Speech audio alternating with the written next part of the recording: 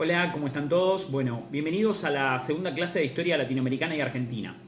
En la clase de hoy vamos a trabajar el texto de Noemí Goldman que aborda el proceso revolucionario iniciado en el Río de la Plata a partir de 1810 y que se va a desarrollar por lo menos en una primera etapa hasta 1820, en el momento en el que se producirá la emergencia de las autonomías provinciales y la crisis además de los gobiernos centrales, sobre todo los gobiernos que se habían encargado de la conducción del proceso revolucionario. Sin embargo, en el texto Noemí Goldman nos invita a tener una mirada retrospectiva. ¿Qué quiere decir esto? A tratar de hallar las causas del proceso de revolución e independencia que se dará durante una década en el Río de la Plata, unos años atrás, en 1806 y en 1808. Y esto nos obliga necesariamente a hacer una lectura organizada del texto, y es la principal recomendación que tengo para hacerles en relación al texto de Noemí Goldman.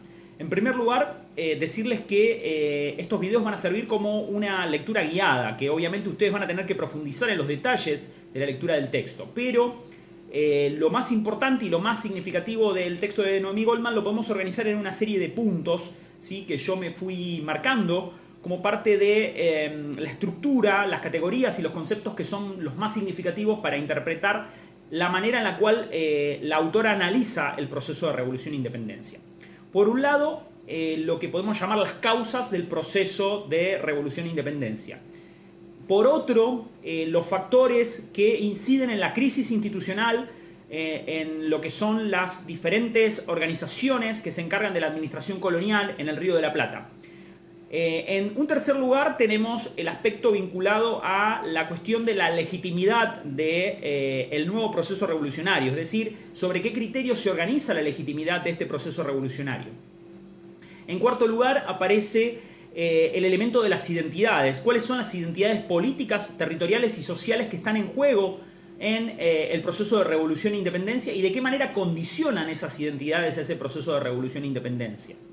En quinto lugar, las características mismas del proceso revolucionario, que la autora divide en dos grandes momentos. Por un lado, la etapa propiamente revolucionaria asociada a los intentos de constituir gobiernos de conducción del proceso revolucionario, pero además a la característica de la guerra revolucionaria y de qué manera la misma se desarrolla y con qué características se desarrolla. Esto sobre todo entre el proceso que va desde 1810 a 1814 y una segunda etapa que va desde 1814 a 1820, caracterizado por la primacía del directorio de Buenos Aires, ¿sí? Y la contraposición del directorio con las autonomías provinciales y sobre todo las autonomías locales. Y en un último lugar, la cuestión de la soberanía, dice la autora. En el sexto lugar, la cuestión de la soberanía. La soberanía en tanto aquel principio que permite fundamentar y sustentar la constitución de una nueva autoridad independiente en el Río de la Plata, a partir del proceso de revolución e independencia.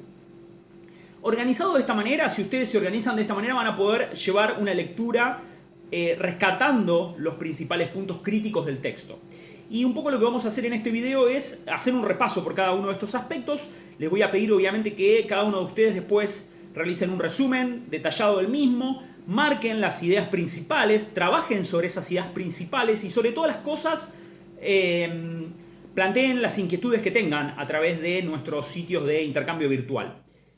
Vamos primero con lo que Goldman llama las causas del proceso revolucionario. Y en ese sentido, Noemí Goldman identifica tres causas puntuales, ¿sí?, que funcionan de alguna manera como los determinantes al momento de iniciarse el proceso de revolución e independencia en 1810 en el Río de la Plata.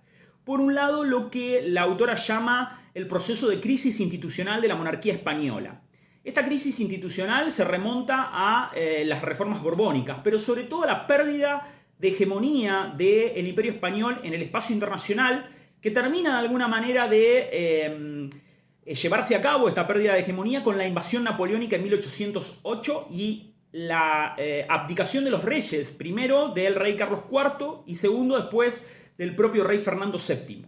Esto genera un vacío de autoridad que impacta directamente en el vínculo colonial. Nosotros ya habíamos visto en el texto anterior que al menos desde el siglo XVII América tenía cierta autonomía social y económica de hecho. nos vamos a encontrar ahora que ante el vacío político y jurídico producido por la abdicación de los reyes españoles, la captura de los reyes españoles por parte de la invasión napoleónica, plantea la necesidad de revisar la legitimidad del gobierno y de la autoridad en las colonias, ¿sí? Y esto va a hacer que tanto en España como en América, en las colonias americanas, entre 1808 y 1810, se desate un movimiento juntista que se pretende como agente de retensor, agente al que retrovierte la soberanía monárquica mientras los reyes se encuentren prisioneros. Obviamente este movimiento juntista que se va a de alguna manera apoyar en la Junta Central de Sevilla y luego en el Consejo de Regencia va a provocar el inicio de movimientos autonómicos impulsados por los criollos en el Río de la Plata, pero también en otras regiones americanas que vamos a ver puntualmente. Entonces, por un lado, la crisis del Imperio Español, de las autoridades del Imperio Español, de la movilización del pueblo español para enfrentar a la ocupación napoleónica, al menos entre los años 1808 y 1813. En segundo lugar, las invasiones inglesas, un factor determinante, si se quiere, en el proceso de revolución e independencia. ¿Por qué? Porque entre 1806 y 1807, al producirse las invasiones inglesas, y al rechazarse en dos oportunidades esas invasiones inglesas, en 1806, al rechazarse con los más de 1.500 hombres que desembarcan en Buenos Aires a cargo de los generales Beresford y Popham, y en una segunda oportunidad, en 1807, a cargo de esa expedición, ya con más de 8.000 hombres, del general inglés Whitelocke. De alguna manera lo que se ve y lo que queda claro es, por un lado, la impericia y la incapacidad de las autoridades españolas, sobre todo el virrey, que debe huir, el virrey Sobremonte, que debe huir con los caudales de la corona hacia Córdoba, que no cumple con ese objetivo porque es interceptado en Luján, y se ve la impericia y la incapacidad de las autoridades coloniales para plantear una defensa del territorio español frente a los intentos del Imperio Británico de ejercer una mayor influencia en el comercio rioplatense. Pero por otro lado, la defensa organizada por parte de los criollos, liderados por Santiago de Liniers, que se convierte en virrey de facto, ¿sí? A lo largo del proceso que va desde la primera a la segunda invasión inglesa, va a haber un cabildo abierto que le delegue la totalidad del poder militar a Liniers, al cabildo y a la audiencia, a las otras instituciones coloniales existentes en el Río de la Plata, pero va a haber un fuerte descrédito de la figura del virrey y de la autoridad de la monarquía española. Y eso va a generar una resistencia vertebrada alrededor de lo que varios autores, no solo Goldman, sino también otros autores como por ejemplo Halperin Donghi, denominan la formación de milicias urbanas. Las milicias urbanas, tanto regladas como voluntarias, llegan a tener una fuerte incidencia en la población porteña y generan de alguna manera un espacio de ascenso social para los sectores criollos y algunos sectores populares urbanos que se veían relegados de la política local. Y esto es muy significativo y muy importante marcar porque en una población de aproximadamente 40.000 habitantes, un porcentaje muy significativo de la población, ¿sí?, ocupaba esas milicias, ¿sí?, esas milicias que se convirtieron en un instrumento de nivelación y de ascenso social, que dentro de su propia estructura organizativa elegían a sus tenientes por votación y que además eran asalariadas, ¿sí? Van a ser una pieza clave no solo en la organización de las colonias, en la defensa de las colonias, sino también en la incidencia que va a tener el poder criollo, ¿sí?, dentro de la política rioplatense. Por eso les pido que presten atención a esta parte del texto, porque van a ver cómo, de alguna manera, las milicias y el poder militar comienza a tener una fuerte relevancia que va a ser clave en el proceso revolucionario, en la guerra revolucionaria contra la monarquía, pero también en las distintas luchas entre las distintas fracciones políticas que pretenden conducir el proceso revolucionario. Y el tercer aspecto, la tercera causa, la podemos vincular con la mayor autonomía, como dijimos antes, de los sectores criollos. Los sectores criollos que de alguna manera resisten las reformas borbónicas, empiezan de alguna manera a tener una fuerte incidencia en las instituciones locales, en el comercio, en las actividades ganaderas y también vinculados a lo que es el contrabando.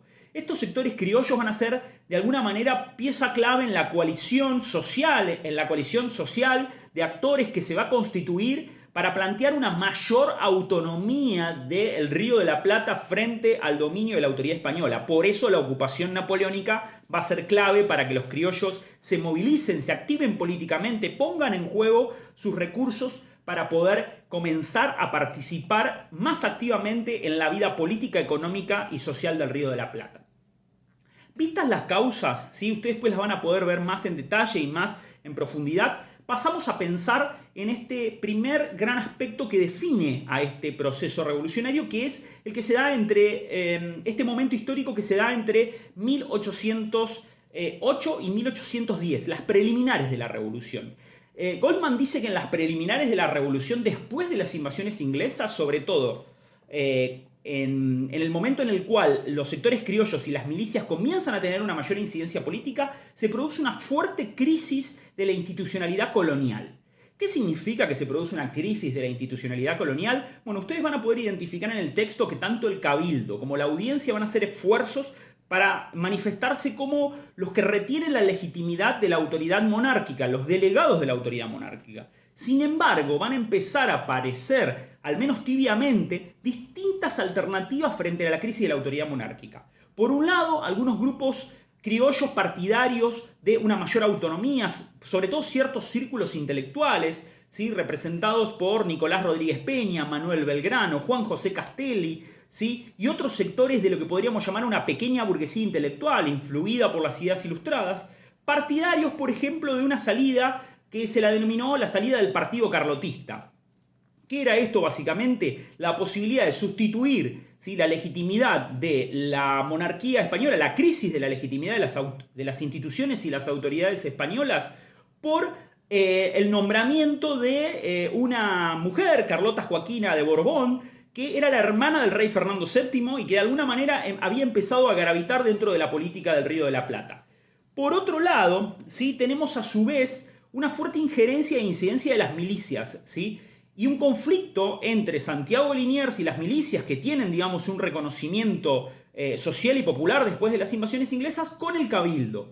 Es más, tanto Liniers, que es este virrey de facto, como el cabildo se disputan la conducción política de las milicias, y las milicias comienzan a ser un factor de movilización y de presión sobre las autoridades coloniales.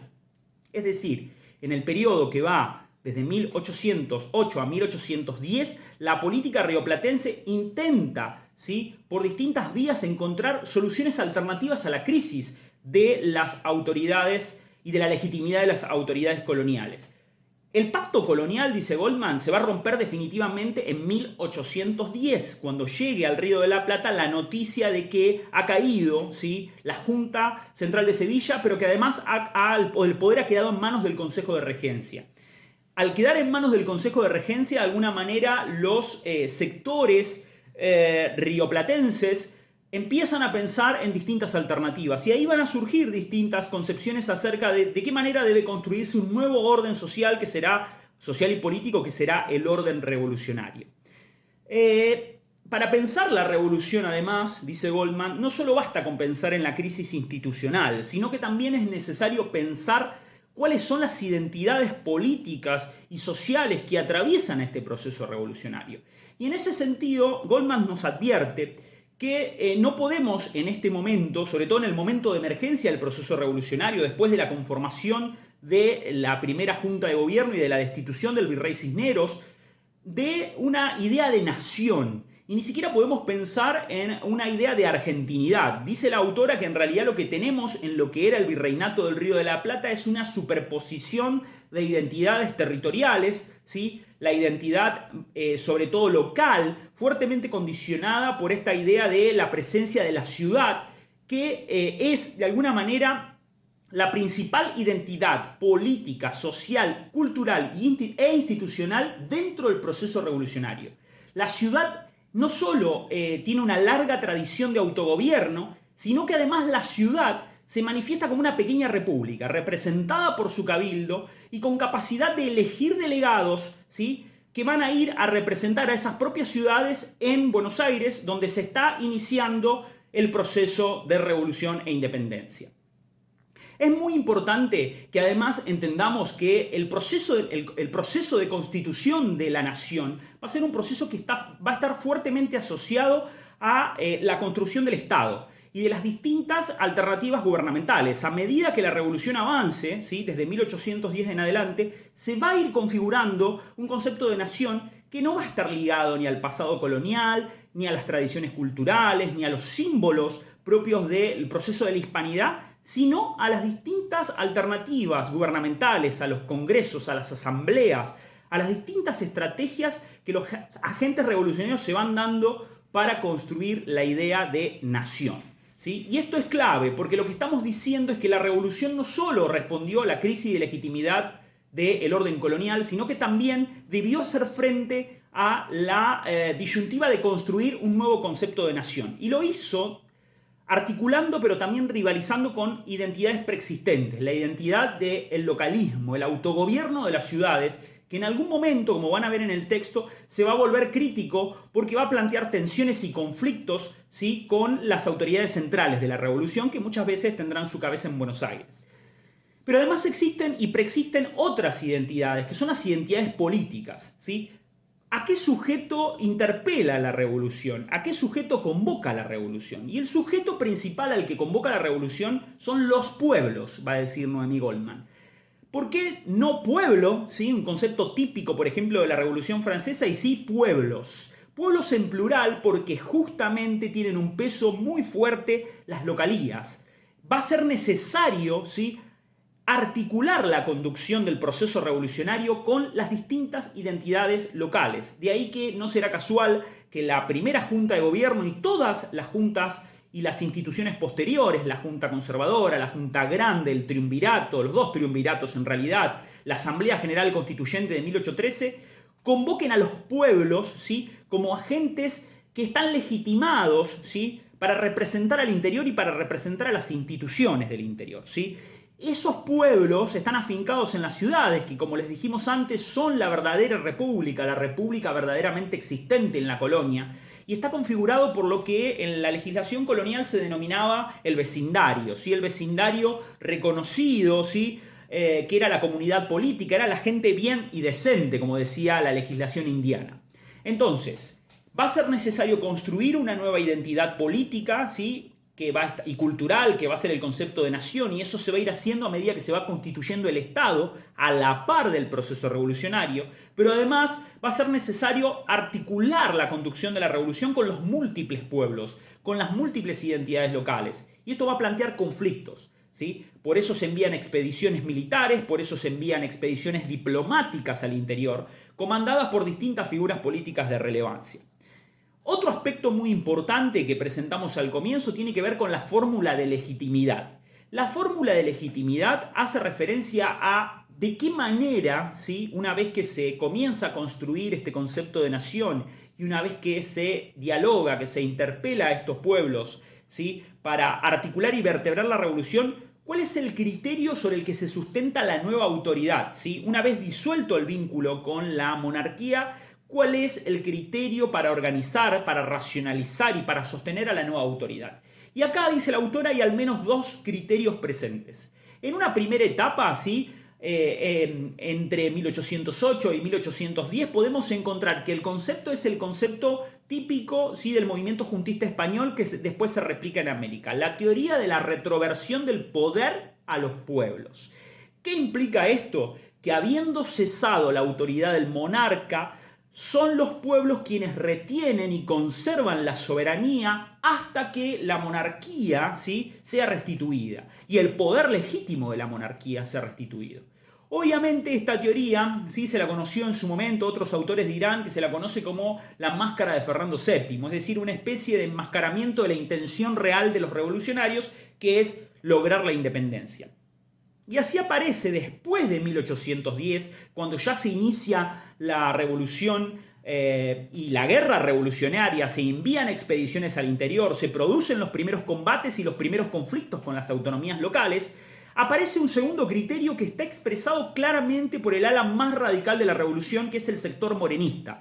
Primero expresado por Mariano Moreno y después de la muerte de Mariano Moreno en alta mar en 1811, expresado por el Club Morenista, por Bernardo de Monteagudo, lo que se llama la Sociedad Patriótica, pero también por la Logia Lautaro, una logia formada por militares que recalaron en 1812 en América con el objeto de cumplir con el proyecto de constitución, de independencia y de emancipación continental. Entonces, Esta segunda fórmula ya no se refiere a la retroversión del poder, sino que plantea un concepto propiamente iluminista muy asociado a la Revolución Francesa. ¿Cuál es este concepto? El concepto de soberanía popular.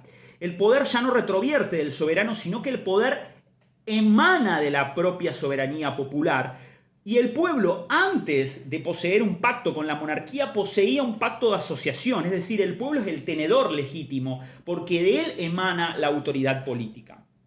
Este concepto morenista es utilizado de esta manera porque de alguna manera lo que trata de constituir es el argumento necesario para conducir a la revolución hacia lo que es la independencia, ¿sí? Y esto va a desatar las primeras tensiones, ¿sí? ¿Por qué? Porque una vez que se lleve a cabo el proceso de guerra revolucionaria que va a durar en una primera etapa entre 1810 y 1814, va a haber una tensión que la autora la expresa y la evidencia muy bien entre el concepto de soberanía que intenta imponer Buenos Aires y sus círculos ilustrados, sobre todo los círculos morenistas, ¿sí? Una perspectiva más bien unitaria, si se quiere, de la conducción centralizada del proceso revolucionario, una conducción jacobina, si se la quiere relacionar con la Revolución Francesa, y un concepto de soberanía que va a tender a apoyarse en el interior, en esta concepción localista fundada en las ciudades, fundada en la legislación de las ciudades, sus cabildos y esta idea del autogobierno.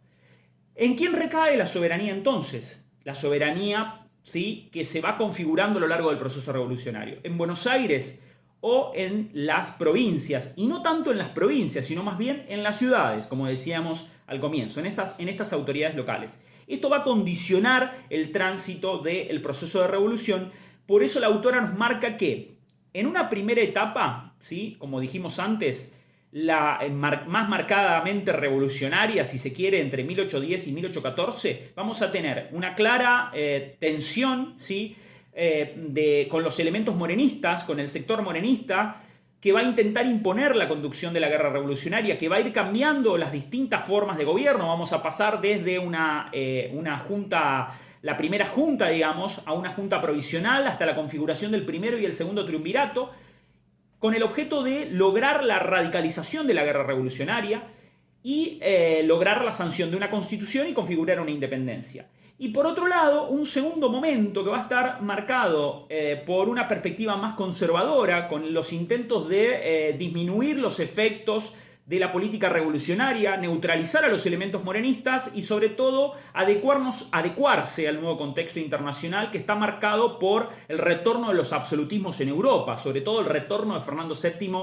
al poder, que va a ser la política del directorio entre 1814 y 1820, donde se va a producir otro tipo de tensiones, no ya con los llamados elementos morenistas, sino una tensión entre la conducción por parte del directorio de una política más conservadora de la revolución con algunos sectores del interior, ¿sí?, sobre todo con el artiguismo o con la política continental de San Martín desde Cuyo, que van a pretender ampliar los límites de la revolución, democratizar el proceso revolucionario, incorporando a las provincias y a distintas regiones locales del antiguo virreinato, ahora Provincias Unidas, plantear el objetivo de constituir una confederación apoyada en una idea democrática, en instituciones de carácter republicano y democráticas, y sobre todo un sistema federal que preserve las autonomías locales.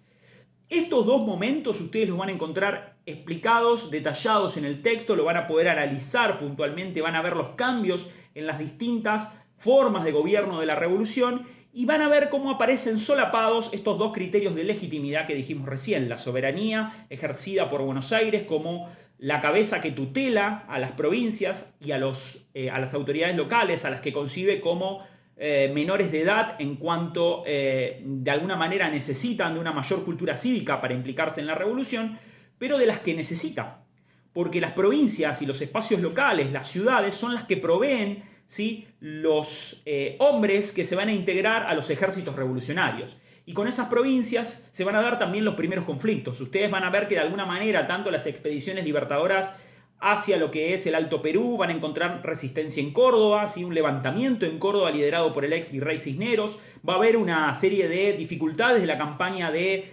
Belgrano en el Paraguay que van a implicar un rechazo de esa campaña militar y de alguna manera se va a tratar de llegar a un acuerdo diplomático con lo que es las autoridades coloniales del Paraguay, pero también distintos conflictos con la banda oriental, con el Uruguay, donde no solo está presente, digamos, la resistencia española, sino también los intentos británicos y portugueses de gravitar en esa política local, y ahí va a ser clave la figura de Artigas. Artigas, en tanto, la voz y la expresión del federalismo, la voz y la expresión de la autonomía, ¿sí?, de esas regiones, pero además la expresión de que la revolución, el proceso revolucionario, debe hacerse con el acuerdo y la articulación de los pueblos del interior, lo que Artigas llama la Liga de los Pueblos Libres. Y esto nos lleva al último punto de Goldman, que tiene que ver con la cuestión de qué manera se subsana esta articulación entre la conducción del proceso revolucionario, que tiende a ser unitario tanto en el momento morenista como en el momento del directorio, con las autonomías provinciales. Autonomías provinciales y autonomías locales. Y lo que dice la autora es que hay tres momentos claves, ¿sí?, para pensar la relación conflictiva que hubo a lo largo del proceso de revolución e independencia en esta relación. Por un lado, la existencia de lo que ella llama un federalismo comunal. Dice que hay una tradición, si se quiere, basándose en palabras de un historiador, Ricardo Levene, en las ciudades para reivindicar todo el tiempo su autonomía local. Hay, de alguna manera, los cabildos reclaman ser considerados, ¿sí?, como actores autónomos, ¿sí?, que pueden delegar su representación en la conducción del proceso de revolución e independencia.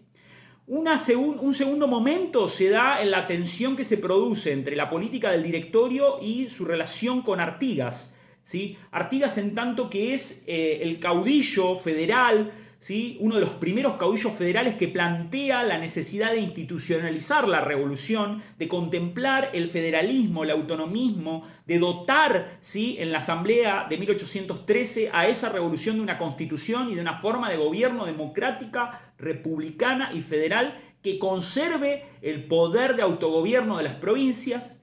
Y por último, ¿sí?, una experiencia también hacia 1816 que muestra que en Buenos Aires hubo un intento, ¿sí?, de configurar de alguna manera una autonomía en relación a el propio proceso de revolución e independencia iniciado en 1810. ¿Sí? La autora cita el caso del gobernador provisional de Buenos Aires en 1816, que es Gabriel Olidem, al que se le solicita por parte de distintos grupos criollos locales que Buenos Aires se autonomice, ¿sí?, que Buenos Aires afirme su autoridad local frente a la conducción revolucionaria que llevaba a cabo el directorio en su fase más conservadora. Es decir, hay una tensión permanente que va a llevar a que en 1820 se produzca la disolución de las autoridades nacionales y damos paso a un segundo momento de nuestro proceso de constitución como Estado, que es el proceso de las anarquías provinciales, que seguramente vamos a trabajar clases más adelante. Recapitulando y cerrando, este video fue más largo porque el texto tiene su complejidad y nos pareció que había que hacerlo profundizar y analizar algunas de las categorías. La revolución nos deja como reflexión que de alguna manera no puede constituirse un proceso revolucionario si no se define una fórmula de legitimidad, si no se constituyen un sistema de ideas que sostengan esa fórmula de legitimidad, si no se piensa en un sistema representativo, ¿sí? La revolución instala, dice Goldman, definitivamente un sistema representativo dentro de la institucionalidad revolucionaria, en tanto y en cuanto desde 1810 en adelante todas las autoridades locales empiezan a elegir delegados, diputados, vocales, representantes para ir a representar a esos poderes locales en la autoridad nacional que se ejerce desde Buenos Aires, que es la que conduce el proceso revolucionario, en congresos, en asambleas, en juntas o en cualquier otro organismo político. Se inaugura la tradición democrática de elegir delegados y representantes. Se configura una nueva institucionalidad. Una institucionalidad que es necesariamente territorial, ¿sí? Territorial en el sentido de que va a estar marcada por dos tendencias. Una tendencia a centralizar la conducción revolucionaria y plantear que la soberanía es nacional, y otra tendencia localista, que es una tendencia que consolida y marca de alguna manera que existen tradiciones culturales previas hacia el autogobierno. Esa tensión va a atravesar toda la constitución de nuestro Estado. Por eso decimos, por último, como planteábamos durante el análisis, que la noción de Estado, la noción de argentinidad y la noción de pueblo se van a construir junto con el proceso de revolución e independencia. Son categorías políticas, son categorías artificiales construidas por las ideas, por los criterios de legitimidad y por el propio calor de la guerra revolucionaria, de la diplomacia revolucionaria y de las instituciones, que fueron siempre provisionales. Si hay algo que se van a encontrar ustedes en el texto es que hay desde 1810 a 1820 la sucesión de distintos intentos de establecer gobiernos del proceso de revolución y que esos propios intentos se disuelven, ¿sí?, por las tensiones que hay entre los diferentes criterios, las diferentes nociones de soberanía y las diferentes visiones de la propia organización territorial y federal. Hubo, ¿sí?, durante la revolución al menos dos intenciones manifiestas de configurar un orden institucional estable. Uno hacia 1813, donde pujaron, ¿sí?, las expresiones de lo que era la tendencia morenista, ¿sí?, de centralizar el poder en la conducción revolucionaria de Buenos Aires y profundizar la revolución desde su perspectiva radical, si se quiere, pero excluyendo y marginando a los representantes de los poderes locales, ¿sí?, en la asamblea del año 13, una asamblea que sanciona una serie de reformas pero que no cumple el objetivo de dictar constitución e independencia. Y un segundo momento que va desde 1816 a 1819, donde se logra la sanción de una independencia, pero esa sanción de independencia no logra acuerdos en torno a una nueva constitución. Si bien configura, ¿sí?, a un Estado al que se va a llamar Provincias Unidas del Río de la Plata como un Estado independiente, no hay acuerdo entre los poderes, el poder nacional, la autoridad nacional y los poderes locales respecto de qué forma de gobierno, qué fórmula política, qué fórmula de soberanía y qué fórmula de legitimidad debe adoptar la organización de ese nuevo Estado. Espero que les haya servido, perdón la extensión, pero la intención era que pudiéramos analizarlo en profundidad. Es un texto complejo, pero es el más importante de todos los textos de la cursada. Tratamos además de hablar un poco más lento, un poco más pausado, para que se pueda hacer un seguimiento de la lectura. Como les dije, llévenlas tranquilos a las lecturas, porque de alguna manera nos van a permitir ir avanzando regularmente y poder tener una visión global del contenido de la materia, que va a proseguir ahora con esta idea de los procesos de revolución e independencia, tanto en el Río de la Plata, con la etapa posterior, que como dijimos es la etapa de las autonomías provinciales, como con otras experiencias de independencia en América Latina. Muchas gracias y nos encontramos la próxima clase.